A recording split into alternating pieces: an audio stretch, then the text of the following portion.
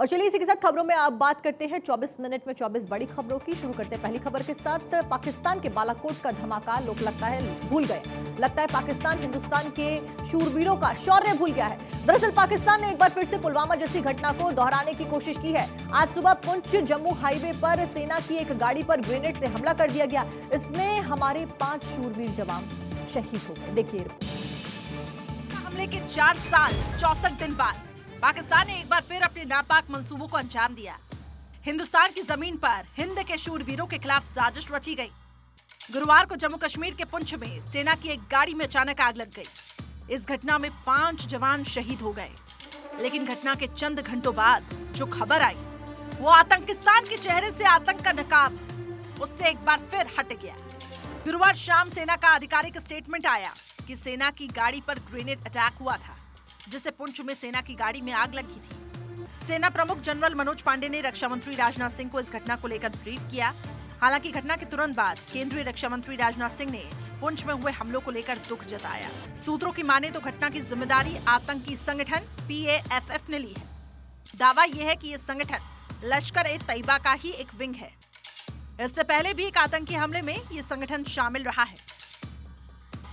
बहरहाल इस पूरे इलाके में सेना सर्च ऑपरेशन चला रही है ताकि पाकिस्तान के भेजे आतंकियों को जहन्नुम में पहुंचाया जा सके।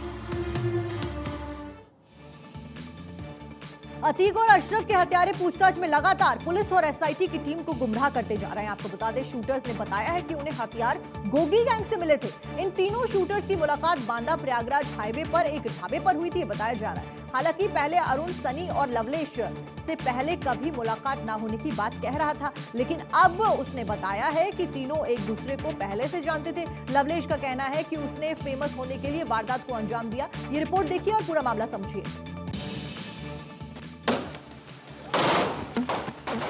अतीक अहमद और अशरफ के शूटर्स को लेकर जो खुलासे हो रहे हैं वो हर किसी को हैरान करते हैं। अरुण मौर्य, सनी और लवलेश तीनों पुलिस की रिमांड पर हैं। पूछताछ में इन तीनों के अलग अलग मकसद निकलकर सामने आ रहे हैं। अरुण मौर्य को लेकर खुलासा हुआ है कि वो पहले असद के व्हाट्सएप ग्रुप का मेंबर था। इस ग्रुप का नाम था शेर अतीक।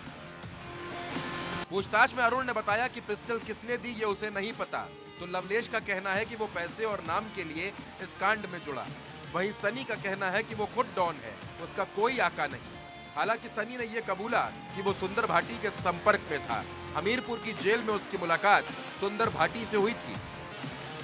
अरुण मौर्य ने पुलिस की पूछताछ में बताया कि उसे इस बात का अंदाजा नहीं था कि हथियार इतने हाईटेक हैं।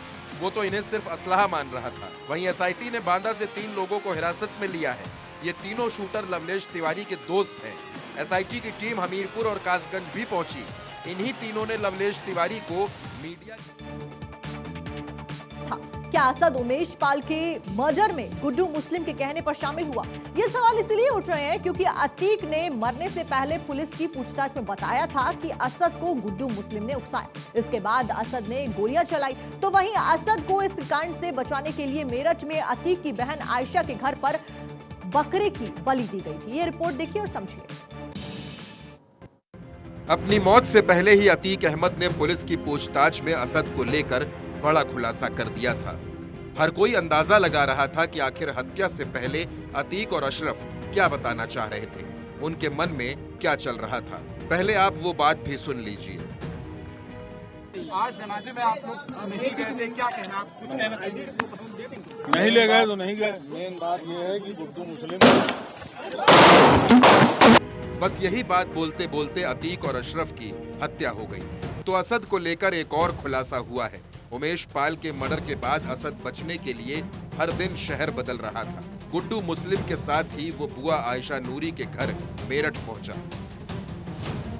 मेरठ में बुआ आयशा, फूफा अखलाक, गुड्डू मुस्लिम और असद की मंगेतर मंतशा की मौजूदगी में असद को बचाने के लिए बकरे की बलि दी गई और उस गोश्त को गरीबों में बांटा गया ताकि इस कांड से असद बच सके। लेकिन ऐसा हुआ नहीं और असद को 13 अप्रैल को एनकाउंटर में ढेर कर दिया गया। Bureau report, Bharat 24।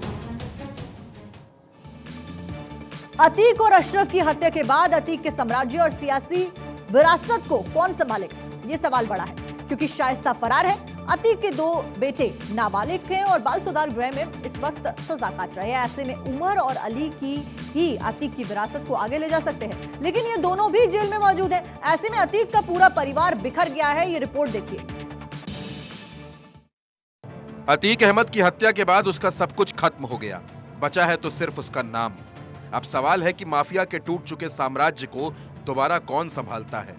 कौन भविष्य में प्रयागराज शहर की पश्चिमी सीट से दावेदारी कर सकता है? इन सवालों का जवाब खोजते ही जो पहले 2 नाम मिलते हैं वो हैं अतीक के 2 बड़े बेटे। दोनों इस वक्त जेल में हैं। अतीक के बड़े बेटे उमर के पास थोड़ा सियासी अनुभव है। दूसरा बेटा अली राजनीतिक रूप से कच्चा जरूर है, लेकिन सक्रियता और मुस्लिम युवाओं में लोकप्रियता अच्छी है। अतीक ने उमर का दाखिला सिविल लाइंस के सेंट जोसेफ स्कूल में करवाया। उमर के बाद इसी स्कूल में अली और असद ने भी पढ़ाई की। अतीक के सभी 5 बेटों में उमर पढ़ाई में सबसे अच्छा था। अतीक का बेटा उमर प्रयागराज में काज़मी कोचिंग में ट्यूशन पढ़ता था। उसका कभी किसी से कोई विवाद नहीं हुआ। उमर को महंगी चीजों का शौक था। वो महंगी गाड़ियों BMW और लैंड क्रूजर से चलता जरूर था, लेकिन अतीक अपने बेटों को कार चलाने की इजाजत नहीं देता था, बल्कि ड्राइवर और सुरक्षाकर्मी हमेशा साथ होते थे। मुख्तार अंसारी बांदा जेल में बंद है और वो बेहद डरा हुआ है। अतीक और अशरफ की हत्या के बाद से मुख्तार अपनी बैरक में बेचैन होकर घूमता हुआ पाया गया, जिसकी खबरें सामने आ रही हैं। वो जेल के स्टाफ को भी शक भरी निगाहों से देख रहा है। अब आखिर ये डर क्यों है, ये रिपोर्ट देखिए और समझिए। बांदा की सलाखों में बंद पूर्व विधायक मुख्तार अंसारी अब डरा हुआ है। खाना खाने में मन नहीं लग रहा, उसको नींद नहीं आ रही है। बैरक के अंदर बेचैनी में घूमता है, हर आहट उसे डराती है। अतीक अहमद की मौत ने तो उसका बीपी बढ़ा दिया है। जेल के अंदर बूढ़ा हो रहा ये डॉन मौत के खौफ की वजह से और डर गया है। मुख्तार ने भी अपनी जिंदगी में खूब दुश्मनियां ली हैं। अब उसे डर है कि कहीं ऐसा ना हो कि सुनवाई के लिए वो बाहर आए और कोई दुश्मन उसे नेस्त नाबूद कर दे, या योगी सरकार में ही कहीं उसकी गाड़ी ना पलट जाए। इसीलिए मुख्तार ने कोर्ट में अर्जी दी है कि मामलों पर जो सुनवाई होनी है वो वीडियो कॉन्फ्रेंसिंग के जरिए हो, ताकि वो सुरक्षित रहे। तो उधर फरार चल रही मुख्तार की पत्नी आफशा पर भी 50,000 का इनाम है। मऊ से पूर्व बाहुबली विधायक मुख्तार अंसारी को दोहरा झटका तब लगा जब उसके बेटे अब्बास की जमानत की अर्जी खारिज हो गई और उसकी पत्नी आफशा अंसारी पर भी इनामी राशि बढ़ाकर दुगनी कर दी गई। मध्य प्रदेश में हिंदू महासभा के प्रदेश अध्यक्ष अंकित भटनागर ने अतीक और अशरफ के हत्यारों की तारीफ की है। अंकित भटनागर ने कहा है कि ये हत्या नहीं बल्कि वध है और जेल से बाहर आने के बाद अतीक के तीनों हत्यारों का सम्मान करेंगे। रिपोर्ट देखिए। अतीक और अशरफ की हत्या के बाद से सियासत भी उफान पर है। विपक्ष जहां यूपी की कानून व्यवस्था पर सवाल खड़े कर रहा है, तो अब इस बहस में हिंदू महासभा की भी एंट्री हो गई है। हिंदू महासभा ने अतीक अहमद की हत्या को वध बताते हुए तीनों आरोपियों का सम्मान करने की बात कही है। हिंदू महासभा के मध्य प्रदेश यूनिट के प्रदेश अध्यक्ष अंकित भटनागर ने कहा कि ये हत्या नहीं वध है। जैसे प्रभु राम ने रावण का वध किया था, उसी तरह इन तीनों युवकों द्वारा आतंक का अंत किया गया है। इसलिए अखिल भारत हिंदू महासभा कानूनी प्रक्रियाओं और कानूनी सजा पूरी करने के बाद बाहर आने पर इन तीनों युवाओं का सम्मान करेगी। हिंदू महासभा ने अतीक और अशरफ के हत्यारोपियों की तुलना भगवान राम और भगवान श्री कृष्ण से कर दी। हिंदू महासभा के प्रदेश अध्यक्ष अंकित भटनागर ने कहा कि तीनों युवाओं की बातों को जन जन तक पहुंचाई जाएगी। किस तरह एक सामान्य परिवार से आने वाले युवाओं ने आतंक रूपी अतीक अहमद का अंत किया, इससे लोगों तक ये बात पहुंचेगी कि कहीं न कहीं उन्हें भी आतंक के खिलाफ खड़ा होना चाहिए। नरोदा गामदिंगी मामले में अहमदाबाद की विशेष अदालत ने सभी आरोपियों को फिलहाल बरी कर दिया है, जिसमें पूर्व मंत्री माया कुंडानी और वीएचपी नेता बाबू बजरंगी भी शामिल हैं। लेकिन अब इस मामले पर सियासत भी गरमाने लगी है। क्या है पूरा मामला, देखिए हमारी इस रिपोर्ट में। 2002 के गुजरात दंगों ने सारे देश को हिलाकर रख दिया था। दंगों के बाद बहुत से लोगों को सजा मिली और कोर्ट में दोषी भी पाए गए। कुल 9 में से 8 फाइलों को सुप्रीम कोर्ट ने बंद कर दिया था, क्योंकि 9 में से 8 केस में निचली अदालत एक फैसला सुना चुकी थी। सिर्फ नरोदा गांव से जुड़ा मामला बाकी था। 23 साल पहले नरोदा गांव में 11 लोगों की जान चली गई थी। 57 विटनेस की गवाही को एग्जामिन करने के बाद आखिरकार हाई प्रोफाइल केस में आज फैसला आ गया।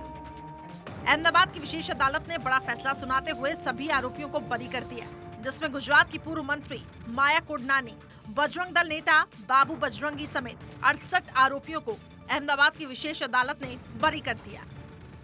आपको बता दें कि कुल 86 आरोपी थे ट्रायल के दौरान, जिनमें से 18 आरोपियों की मौत हो गई थी।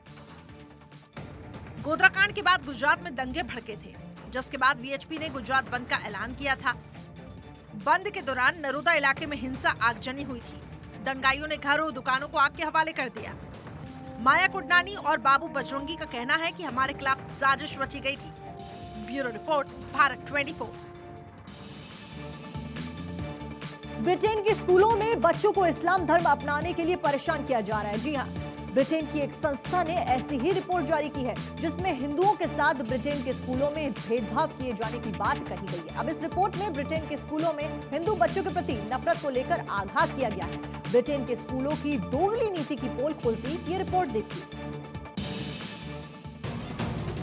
ब्रिटिश स्कूलों में हिंदू छात्र टॉर्चर के शिकार हो रहे हैं, ये हम नहीं कह रहे, बल्कि ये बात anti Hindu hate in schools report ने ब्रिटेन के स्कूलों की जो तस्वीर पेश की है उसमें है। रिपोर्ट ने ब्रिटेन के दामन पर एक दाग और लगा दिया है। इस रिपोर्ट के मुताबिक ब्रिटेन में हिंदू स्कूली बच्चों के खिलाफ कथित रूप से भेदभाव बढ़ रहा है। कुछ स्कूली बच्चों पर धर्म परिवर्तन के लिए कथित रूप से दबाव बनाया गया है। ब्रिटिश मूल के एक थिंक टैंक ने दावा किया कि कुछ पर तो बीफ भी फेंका गया। थिंक टैंक ने ब्रिटेन के स्कूलों में हिंदू विरोधी नफरत फैलाने के खिलाफ चेतावनी दी है। इस रिपोर्ट में दावा किया गया है कि सर्वे के दौरान 51% माता पिता ने बताया कि स्कूलों में उनके बच्चों को हिंदू विरोधी नफरत का सामना करना पड़ा है। बच्चों के प्रति धार्मिक भेदभाव के लिए कुछ ने स्कूलों में शिकायत भी की, लेकिन नतीजा कुछ नहीं निकला। इंग्लैंड के स्कूलों में 16 साल के बच्चों को धार्मिक शिक्षा अनिवार्य रूप से दी जाती है। स्टूडेंट इसे विकल्प के रूप में लेते हैं।